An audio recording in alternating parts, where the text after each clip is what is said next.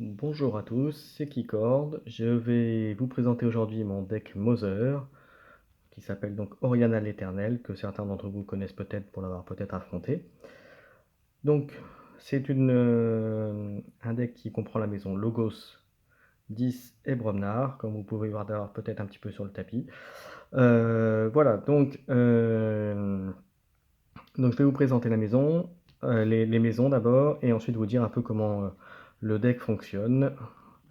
Alors, d'abord, chez les Bromnar, vous avez le balèze, qui affiche 2 à toutes les créatures, et ça, pour vous donner une ordre d'idée, voilà. Et ça, avec donc 2 écrases pour sonner, le petit pingle pour faire des dégâts un petit peu à tout le monde, un tambour de guerre, un séisme, un destin des lâches, une colère, un troll, un javelot de puissance, un butin de guerre et un main nue pour ramener les artefacts.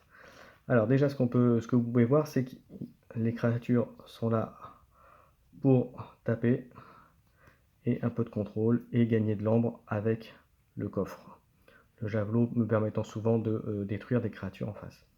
Voilà, donc ça, le Bromnar, c'est paradoxalement peut-être la maison la plus faible des trois. Vous allez voir pourquoi tout de suite. Ensuite, on passe au Logos. Et ce pourquoi on l'appelle mon deck Mother. Donc vous avez l'apport dimensionnel, un classique, accompagné de l'accès à bibliothèque. Alors vous allez voir, paradoxalement, c'est une carte qui est très très forte, même si elle a été nerfée, mais qui dans ce deck-là est un bonus. Mais c'est pas là-dessus que le deck fonctionne. Vous allez voir, enfin, les synergies ne fonctionnent pas avec ça en tout cas. Enfin, ça s'intègre dedans, mais c'est pas là-dessus que le deck gagne ses parties. Alors vous avez le savoir ses pouvoirs, c'est toujours bon. Un trou de verre, c'est toujours pas mal pour gagner de l'ambre. Un bas drone pour voler 1, c'est toujours bien aussi. Une petite tempête pour empêcher les cartes d'action de l'autre au bon moment, c'est toujours bon aussi. Une carte d'archive, une carte contrôle d'ambre, un petit peu en tout cas, gagner un peu de temps. Et 4 Mother, comme vous voyez, 4. Donc ça me permet de piocher et donc de monter à 10 cartes en main si j'arrive à poser les cartes, ce qui est énormissime et qui donne un avantage important. Donc ça, c'est la deuxième famille et c'est là-dessus que repose une bonne partie, mais pas tout, des principes de fonctionnement du deck et de synergie. Alors ensuite, on va passer au 10. Vous avez le poltergeist qui me permet de gérer les artefacts, c'est pas mal aussi. Un petit écornifleur qui est toujours bon à prendre. Un maître du 1. Un démon des abîmes. Une charrette. Une main de 10. Un farfad des poussières qui me permet de gagner de l'ambre très facilement et assez vite. Une petite terreur. Une petite peur qui fait toujours du bien quand on a besoin d'enlever une créature adverse. La caverne hurlante. Et 2 contrôle les faibles.